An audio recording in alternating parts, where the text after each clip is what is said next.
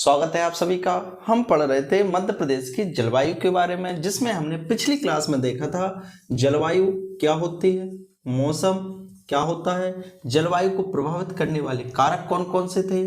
ठीक है, उसके बाद पढ़ा था जलवायु का वर्गीकरण, और पिछली क्लास में हमने देखा था मानसून की क्रियाविधि, अर्थात कैसे मानसून आता है, कैसे अरब सागर की शाखा और बंगाल खाड़ी की शाखा मध्य प्रदेश में बरसात करती है। ठीक है, यह सब हम पढ़ चुके थे। जो आज की क्लास है उसमें हमें देखना है जलवायु प्रदेशों के बारे में, अर्थात शुरुआत से ही हमने मध्य प्रदेश का अनेक भागों में विभाजन देखा था विभिन्न आधारों पर। जैसे सबसे पहले हमने देखा था भूगर्भिक विभाजन। भूगर्भिक विभाजन में क्या देखा था कि चट्टानों के आधार पर मध्य प्रदेश को 7 भागों में विभाजित किया गया था। 7 प्रकार की चट्टानें पाई जाती थी। कौन कौन सी? आर्कियन क्रम की चट्टानें, धारवाड़ क्रम की चट्टानें, क्लप्पा क्रम की चट्टानें, गोंडवाना क्रम की चट्टानें, टर्शियरी क्रम की चट्टानें और दक्कन ट्रैप की चट्टानें। इन सब के बारे में हमने चर्चा की थी। ठीक है, उसके अलावा पढ़ा था भौतिक वर्गीकरण। भौतिक वर्गीकरण में देखा था 7 तरह के भौतिक प्रदेश। कौन कौन से? उत्तर का मैदान, मालवा का पठार, यहाँ पर रीवा पन्ना का पठार, बुंदेलखंड का पठार, बघेलखंड का पठार और सतपुड़ा प्रदेश, नर्मदा सोन घाटी। ये 7 भौतिक प्रदेशों में विभाजन था। जो आज की क्लास है उसमें हमें मध्य प्रदेश का वर्गीकरण पढ़ना है। किस आधार पर? जलवायु के आधार पर। जलवायु के आधार पर मध्य प्रदेश को 4 भागों में विभाजित किया गया है। उन्हीं की आज हम विस्तृत चर्चा करेंगे। ठीक है, वैसे भी जो भौतिक प्रदेशों में विभाजन किया गया है उसी के आधार पर मध्य प्रदेश का संपूर्ण जो भूगोल है वो पढ़ा जा सकता है, जिसमें हम देखेंगे कि ऊपर था उत्तर का मैदान, और नीचे आते हैं तो यहाँ पर था बुंदेलखंड का पठार, फिर रीवा पन्ना का पठार, फिर उसी के पूर्व में क्या था? पूर्वी पठार या बघेलखंड का पठार, और यहाँ पर क्या था? मालवा का पठार, जिसका विस्तार मध्य प्रदेश के सर्वाधिक क्षेत्रफल पर था। उसके अलावा नर्मदा सोन घाटी और नीचे था सतपुड़ा प्रदेश। ठीक है, तो जलवायु के आधार पर मध्य प्रदेश को जो 4 भागों में विभाजित किया गया है उनके बारे में सबसे पहले देखिए, नाम अकेले समझिए, फिर उसके बाद आप लोकेशन के आधार पर बता सकते हैं कि यहाँ पर जो मौसमिक दशाएं होंगी, मौसमिक दशाएं अर्थात वर्षा कैसे होगी, तापमान कैसा होगा, वहां पर मौसमिक दशाएं कैसे होंगी, उनकी चर्चा आप स्वाभाविक रूप से समझ पाएंगे। ठीक है, सबसे पहला जो ए वाला पार्ट है उत्तरी मध्य प्रदेश, उसे बोला जाता है उत्तर का मैदान। सबसे पहला जलवायु के आधार पर वर्गीकरण है वो क्या है? उत्तर का मैदान। फिर इस साइड जो सेकंड नंबर पर है ये है मालवा का पठार। ठीक है, भौतिक प्रदेशों में भी यही इनकी लोकेशन थी। इसके अलावा विंध्यन सतपुड़ा पर्वतीय क्षेत्र, विंध्यन सतपुड़ा, विंध्यन अर्थात वांडेर कैमूर वाला जो पार्ट है, पहाड़ियां हैं वो, और पर्वतीय क्षेत्र कौन सा? सतपुड़ा वाला। सतपुड़ा में राजपीपला की पहाड़ी, महादेव की पहाड़ी और मैकल श्रेणी। ठीक है, इसके अलावा नर्मदा सोन घाटी, और यहां पर है जो अंतिम है दक्षिण पूर्वी क्षेत्र, दक्षिण पूर्वी क्षेत्र अर्थात बालाघाट वाला क्षेत्र। तो इस तरह से 4 भागों में इसको जलवायु के आधार पर, या हम कहें जलवायु प्रदेश जो मध्य प्रदेश के हैं वो कौन कौन से हैं? उत्तर का मैदान, मालवा का पठार, विंध्यन पर्वतीय श्रृंखला, या हम कहें विंध्यन सतपुड़ा पर्वतीय क्षेत्र। ठीक है, और नर्मदा सोन घाटी एवं, यहाँ पर एवं लिख लीजिएगा, मतलब दोनों साथ में ही है। ठीक है, नर्मदा सोन घाटी एवं दक्षिण पूर्वी क्षेत्र, यहाँ की मौसमिक दिशाएं एक सी हैं, इस कारण से उसको अलग से एक जलवायु प्रदेश के रूप में वर्गीकृत किया गया है। ठीक है, अब इनकी बारी बारी से चर्चा करेंगे कि यहाँ पर कैसा तापमान, कैसा वर्षा, कैसी मौसम, जलवायु और किन किन क्षेत्रों में ये क्षेत्र उपस्थित है उनकी चर्चा। ठीक है, तो सबसे पहले आते हैं किस पर? उत्तर के मैदान में। उत्तर का मैदान है, मैंने बताया था कि उत्तरी मैदान तक जो अरब सागर की शाखा और बंगाल की खाड़ी की शाखा, बंगाल की खाड़ी की शाखा इधर से, अरब सागर की शाखा इधर से। ठीक है, यहां पर दोनों जाती हैं, लेकिन दोनों के बीच घर्षण होने लगता है, और घर्षण के कारण उनमें तापमान की वृद्धि होती है। घर्षण होगा, घर्षण जानते हैं, फ्रिक्शन, 2 चीजों के रगड़ने वाला जो फोर्स होता है उसे कहा जाता है फ्रिक्शन। ठीक है, यदि हम हथेलियों को भी रगड़ते हैं तो टेम्परेचर बढ़ जाता है। तो फ्रिक्शन के कारण किस किस में? अरब सागर की शाखा और बंगाल की खाड़ी की शाखा, दोनों में फ्रिक्शन के कारण टेम्परेचर बढ़ जाता है, और टेम्परेचर बढ़ने से उनमें नमी की मात्रा कम हो जाती है। इसी कारण से जो उत्तर का मैदान है वहां पर बारिश कम होती है। ठीक है, पहली बात। यहाँ पर जो तापमान होता है, जो मध्य प्रदेश का सर्वाधिक तापमान किस महीने में होता था? मई के महीने में, और सर्वाधिक तापमान कहाँ होता है? मैंने बताया था भिंड वाले क्षेत्र में सर्वाधिक तापमान होता है, सर्वाधिक गर्मी पड़ती है। तो उत्तरी भागों में जो तापमान होगा उत्तर के मैदान में 40 से 45 डिग्री सेल्सियस का, यह है गर्मी का।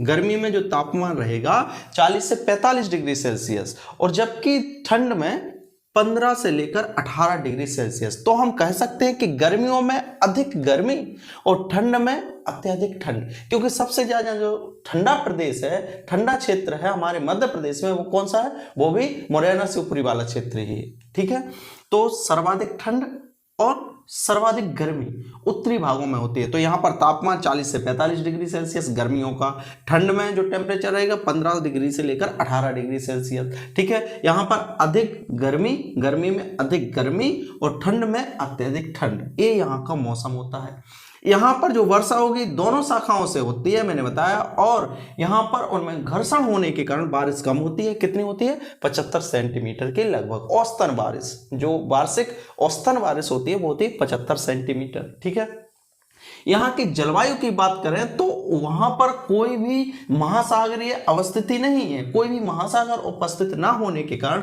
यहाँ की जलवायु है महाद्वीपीय जलवायु, जो विषम है। समान जलवायु जैसे मालवा के पठार की है। यहाँ पर विषम इसलिए है क्योंकि आप देखेंगे कि गर्मियों में अत्यधिक गर्मी होती है, ठंड में अत्यधिक ठंड होती है, तो इस कारण से यहाँ की जो जलवायु है वो कैसी है? विषम है। ठीक है, और यहाँ पर जलवायु का जो अन्य प्रकार है वो है अर्धशुष्क। मध्य प्रदेश चूंकि महाद्वीपीय क्षेत्र है, मध्य प्रदेश की अवस्थिति महाद्वीपीय है, इस कारण से यहाँ की जो जलवायु है महाद्वीपीय विषम अर्धशुष्क जलवायु। लेकिन जो पूर्वी भाग होता है या बुंदेलखंड के और आगे थोड़ा सा कुछ भाग है जहां पर उप आर्द्र जलवायु भी पाई जाती है, लेकिन हम प्रमुख रूप से बात करें तो अर्धशुष्क जलवायु को ज्यादा मान्यता दी गई है। तो याद रखिएगा कि इस वाले क्षेत्र में अर्थात उत्तर के मैदान में महाद्वीपीय विषम और अर्धशुष्क जलवायु पाई जाती है। ठीक है, यहाँ जो क्षेत्र आएगा वो कौन सा आएगा? मध्य भारत, ये मध्य भारत का है ना उत्तर का मैदान, मध्य भारत का क्षेत्र, बुंदेलखंड का पठार और रीवा पन्ना का पठार, ये जो तीन भौतिक प्रदेश है वो किसके अंतर्गत आते हैं? उत्तर के मैदान के अंतर्गत। ठीक है, अब उत्तर से थोड़े से दक्षिण की ओर बढ़े, यहाँ पर है मालवा का पठार। मध्य प्रदेश की सबसे ज्यादा आदर्श जलवायु जो पाई जाती है वो कहाँ की पाई जाती है? मालवा के पठार की। इसी कारण से इसे विश्व की श्रेष्ठतम जलवायु कहा गया। किसके द्वारा? चीन के जो यात्री थे, कौन कौन थे? ह्वेनसांग और फायान। तो जो फायान आया था, कौन? चीनी यात्री फायान। चीनी यात्री फायान के द्वारा विश्व की श्रेष्ठतम जलवायु कहा गया मालवा के पठार को। यह प्रश्न आ चुका है कि मालवा के पठार को किसके द्वारा विश्व की श्रेष्ठतम जलवायु कहा गया था? तो वो कौन से थे? चीनी यात्री फायान के द्वारा। ठीक है, और यह सबसे विकसित क्षेत्र है। उसका प्रमुख कारण भी यही है कि यहाँ की जो जलवायु है आदर्श है, अर्थात हम ये कहेंगे कि ना अधिक गर्मी ना अधिक ठंड, अर्थात समशीतोष्ण, ना ज्यादा ठंड ना ज्यादा शीत, ना ज्यादा गर्मी ना ज्यादा उष्ण। ठीक है, इसलिए समशीतोष्ण और शुष्क पाई जाती है, अर्धशुष्क पाई जाती है। वैसे तो यहाँ पर जो मालवा का पठार है वो भी महाद्वीपीय क्षेत्र है, इसी कारण से यहाँ की जो जलवायु होगी शुष्क महाद्वीपीय समशीतोष्ण जलवायु, और यहाँ पर ना अधिक गर्मी होगी ना अधिक ठंड होगी।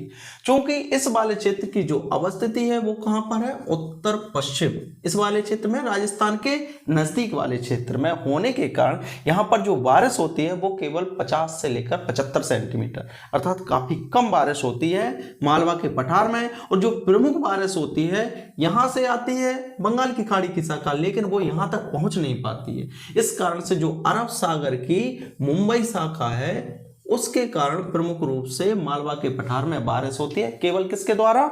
अरब सागर की मुंबई शाखा के द्वारा। तो कभी कभी प्रश्न भी आ जाता है कि उत्तरी भागों में बारिश कम क्यों होती है, या मालवा के पठार में उत्तर पश्चिम वाले भागों में बारिश कम क्यों होती है? तो उसका प्रमुख कारण यही है कि जो समुद्र तल से दूरी है मालवा के पठार की वो काफी अधिक है। दूसरी बात, यहां तक आते आते जो बंगाल की खाड़ी की शाखा है वो तो प्रवेश ही नहीं कर पाती मालवा के पठार में, केवल बारिश होती है अरब सागर की जो मुंबई शाखा है उसके द्वारा, ठीक है। यहाँ पर जो तापमान रहेगा, जब देखिए गर्मी में अत्यधिक गर्मी नहीं होती है तो इसका मतलब 38 से 42 डिग्री एवरेज टेम्परेचर की बात हो रही है। गर्मियों में 38 से 40 डिग्री 42 डिग्री और ठंड में 20 से 25 डिग्री सेल्सियस, अर्थात ना अधिक गर्मी ना अधिक ठंड, ठीक है।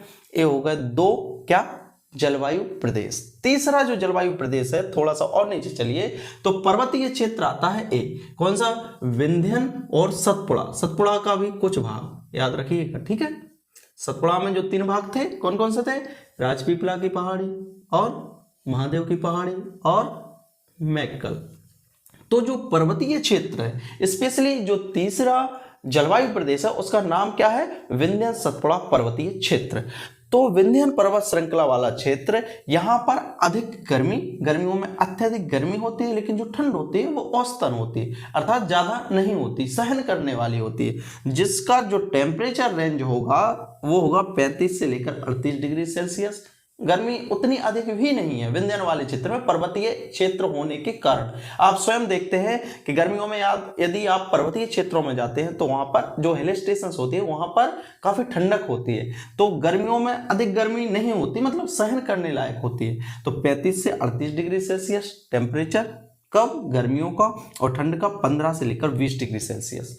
अब इस वाले क्षेत्र में जो विंध्यन वाला क्षेत्र है, यहाँ पर बारिश थोड़ी सी अधिक होती है। क्यों, क्योंकि ये पर्वतीय क्षेत्र है। दूसरी चीज, यहाँ पर बंगाल की खाड़ी की शाखा और अरब सागर की जो शाखा होती है पश्चिमी क्षेत्र में, उन दोनों के द्वारा बारिश होती है। इस कारण से यहाँ पर 75 से लेकर 100 सेंटीमीटर के लगभग बारिश होती है, ठीक है। यहाँ की जलवायु, चूंकि जो नमी होती है किसमें, जो व्यवसायिक पवनें होती हैं, या हम कहें जो दोनों शाखाएं होती हैं, उनमें यहाँ पर नमी थोड़ी सी बढ़ जाती है, क्योंकि ये वाला जो क्षेत्र है वो कहीं ना कहीं महासागर या बंगाल की खाड़ी के पास में है। इस कारण से यहाँ पर जो जलवायु पाई जाएगी वो उप आर्द्र जलवायु। क्यों, क्योंकि यह कर्क रेखा के समीप स्थित होने के कारण यहाँ की जो जलवायु पाई जाएगी वो उप आर्द्र जलवायु, अर्थात धीमे धीमे हम देख रहे हैं कुछ पैरामीटर। देखिए, उत्तर से दक्षिण की ओर जैसे जैसे आ रहे हैं बारिश की मात्रा बढ़ती जा रही है, जैसे दक्षिण से उत्तर की ओर जा रहे हैं तापमान की मात्रा बढ़ती जा रही है। याद रखिएगा, ये काफी कॉन्सेप्चुअल चीजें हैं। कैसे, दक्षिण से उत्तर की ओर जाते जाते जो बारिश होती है उसकी मात्रा कम होती जाती है। क्यों होती जाती है, मैंने बताया था कि नमी की मात्रा पवनों में कम होने लगेगी, तो जैसे जैसे नमी कम होगी बारिश की मात्रा कम होती जाएगी, ठीक है। इसी कारण से पचमढ़ी में सर्वाधिक बारिश, तो गोहद जो सुदूर उत्तर में उपस्थित है मध्य प्रदेश के, वहां पर बहुत कम बारिश होती है, न्यूनतम बारिश होती है, ठीक है। इसी तरह से टेम्परेचर का कि उत्तर में ज्यादा और धीमे धीमे नीचे नीचे आते आते टेम्परेचर की मात्रा कम हो जाती है। क्यों, क्योंकि जो ये वाला पार्ट है वो कर्क रेखा वाले क्षेत्र के अंतर्गत आ जाता है। वैसे कर्क रेखा के समीप स्थित होने के कारण यहाँ की जो जलवायु है वो है उपाद्र, किसकी, विंध्यन वाले क्षेत्र की। तो इसमें जो प्रमुख क्षेत्र आएंगे वो जैसे भोपाल संभाग, रायसेन, विदिशा, सागर, दमोह, ये वाला क्षेत्र जो कर्क रेखा के समीप स्थित जिले हैं वहां की जो जलवायु है वो उप आर्द्र जलवायु है, ठीक है। ये होगा 3 वर्गीकरण, 3 जलवायु प्रदेश। जो अंत में सुदूर दक्षिण में जहां पर अत्यधिक बारिश होती है तो वो है नर्मदा सोन घाटी एवं दक्षिण पूर्वी क्षेत्र। इनकी जो आप कहेंगे कि जो वर्गीकरण है किसका, नर्मदा सोन घाटी एवं दक्षिण पूर्वी क्षेत्र, तो यहाँ की जो जलवायु या मौसमिक दशाएं होती हैं लगभग समान है, इसलिए इन सबको किसी एक पर्टिकुलर जलवायु प्रदेश में रखा गया। वो क्या है, नर्मदा सोन घाटी एवं दक्षिण पूर्वी क्षेत्र। तो नर्मदा सोन घाटी 40 से 42 डिग्री सेल्सियस जो ए वाला क्षेत्र है, ठीक है, अर्थात हम कहेंगे होशंगाबाद, जबलपुर, नरसिंहपुर, खंडवा, अर्थात जहां से नर्मदा नदी का अपवाह क्षेत्र है उसके जो समीपवर्ती जिले हैं वो किसके अंतर्गत आते हैं, नर्मदा सोन घाटी क्षेत्र के अंतर्गत आते हैं, जहां का जो तापमान रहेगा 40 से लेकर 42 डिग्री गर्मियों में और ठंड में क्या रहेगा 15 से 20 डिग्री सेल्सियस। यहाँ पर जो आप देखेंगे कि जो मध्य प्रदेश का नर्मदा सोन घाटी के पूर्वी क्षेत्र और पश्चिमी क्षेत्र, पूर्वी क्षेत्र में बारिश अधिक होती है लगभग 142 सेंटीमीटर, औसतन की बात हो रही, जबकि जो पश्चिमी क्षेत्र है यहाँ हम कहें ए वाला क्षेत्र, खंडवा के बाद वाला क्षेत्र तो वहां पर बहुत कम बारिश होती है, या हम कहें कि सूखाग्रस्त भी हो जाता है, तो वो होती है 60 सेंटीमीटर के लगभग। और ओवरऑल बात करें नर्मदा सोन घाटी में जो औसतन बारिश होती है वो 125 से लेकर 150 सेंटीमीटर की लगभग बारिश होती है। अब देखिए जो पूर्वी क्षेत्र है, अर्थात ये वाला क्षेत्र होशंगाबाद वाला क्षेत्र, यहाँ पर बारिश क्यों अधिक होती है? क्योंकि एक तो पर्वतीय क्षेत्र, दूसरी चीज यह बंगाल की खाड़ी के समीपवर्ती स्थित होने के कारण जो बंगाल की शाखा है, बंगाल की खाड़ी की शाखा, उसके कारण प्रमुख रूप से यहाँ पर बारिश होती है। और अरब सागर की जो केरल शाखा है, अरब सागर की जो केरल शाखा है, उसके कारण भी बारिश होती है। इस कारण से इसके जो पूर्वी क्षेत्र है वहां पर तो बारिश होती है, लेकिन जो पश्चिमी क्षेत्र है वहां पर राजपीपला की पहाड़ी और ग्वालियर की पहाड़ियों के कारण वहां पर जो पहुंचनी चाहिए पवनें वो नहीं पहुंच पाती हैं, या उनकी आर्द्रता पहले ही कम हो जाती है। इस कारण से जो पश्चिमी क्षेत्र है वहां पर 60 सेंटीमीटर की लगभग बारिश होती है, काफी कम बारिश। ठीक है, गर्मी में अधिक गर्मी होगी और सामान्य ठंड होगी, ठंड अधिक नहीं होती है। यहाँ की जो जलवायु होगी वो कैसी होगी? आर्द्र। मैंने बताया था कि यहाँ पर आर्द्रता अधिक होने के कारण ही बारिश होती है यहाँ की पवनों में। ठीक है, तो यहाँ की जलवायु आर्द्र होगी और मौसम होगा सुहावना। इसी कारण से जो लोग जाते हैं हिल स्टेशन के लिए पचमढ़ी जाते हैं, क्योंकि यहाँ का जो मौसम होता है वो काफी सुहावना होता है। ठीक है, इसके अंतर्गत जिले बताए दिए, होशंगाबाद, या हम कहें जो नर्मदा नदी के अपवाह क्षेत्र के अंतर्गत जो जिले आते हैं वही है होशंगाबाद, जबलपुर, नरसिंहपुर, खंडवा। ठीक है, जो इसी का अन्य भाग है दक्षिण पूर्वी क्षेत्र, अर्थात प्रमुख रूप से बालाघाट, मंडला, डिंडोरी वाला क्षेत्र। तो इस वाले क्षेत्र में बालाघाट, छिंदवाड़ा, मंडला, शहडोल, डिंडोरी, ये वाले क्षेत्र में बारिश सर्वाधिक होती है मध्य प्रदेश में। क्यों होती है? क्योंकि यहाँ की जो जलवायु होती है वो उग्र आर्द्र, अर्थात इनमें आर्द्रता, यहाँ की जो पवनें होती है उनमें आर्द्रता बहुत अधिक होती है। क्यों? क्योंकि यह बंगाल की खाड़ी के सबसे समीप क्षेत्र स्थित है। दूसरी चीज यह पर्वतीय क्षेत्र है, इस कारण से यहाँ पर सर्वाधिक बारिश होती है, लगभग 150 सेंटीमीटर से अधिक। और यहाँ का जो औसत तापमान है 40 डिग्री सेल्सियस गर्मियों में और 20 डिग्री सेल्सियस ठंडों में। अर्थात हम ये कहेंगे कि गर्मी होगी लेकिन उसमें उमस होगी, क्यों? आर्द्रता के कारण। और ठंड होगी शुष्क वाली, अर्थात जो हमारे शरीर के लिए आपने देखा होगा कि ठंड में जो हाथ वगैरह या त्वचा होती है वो फट जाती है, तो वो तभी फटती है कब? जब जो वायु होगी उसमें शुष्कता बढ़ती जाएगी। तो शुष्क ठंड और उमस भरी गर्मी एक कब होता है? ऐसी जलवायु कब होगी, ऐसा मौसम कब होगा?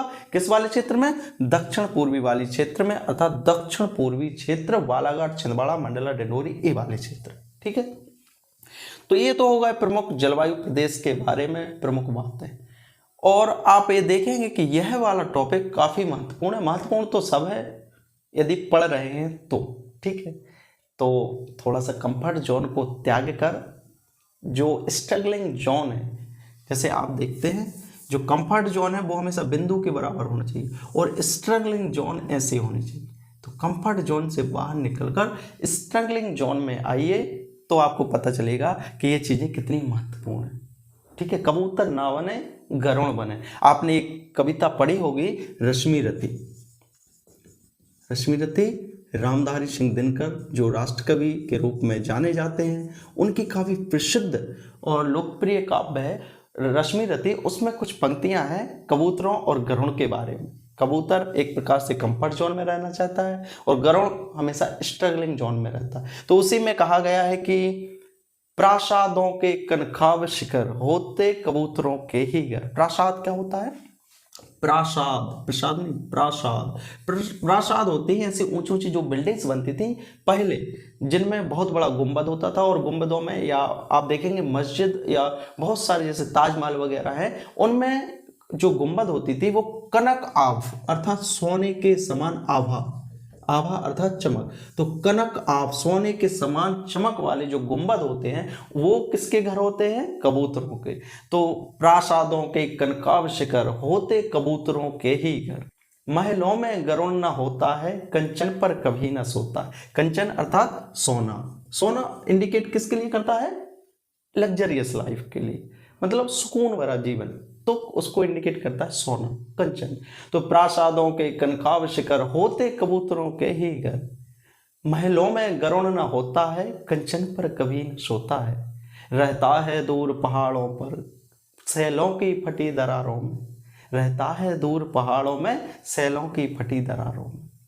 तो गरुड़ बने कबूतर ना बने। ठीक है, इसी उम्मीद के साथ मिलते हैं अगली क्लास में, जिसमें हम देखेंगे मध्य प्रदेश में जो वर्षा का वितरण है, वैसे इसको देखकर आप अनुमान लगा सकते हैं कि कहाँ पर बारिश कितनी होगी, अधिक कहाँ होगी, कम कहाँ होगी, और उसके पीछे के जो प्रमुख कारण हैं उनका जो विवरण है वो भी आप समझ सकते हैं। ठीक है, तो वर्षा का वितरण जो अंतिम क्लास होगी मध्य प्रदेश के जलवायु के बारे में। ठीक है, बहुत बहुत शुक्रिया, मिलते हैं अगली क्लास में।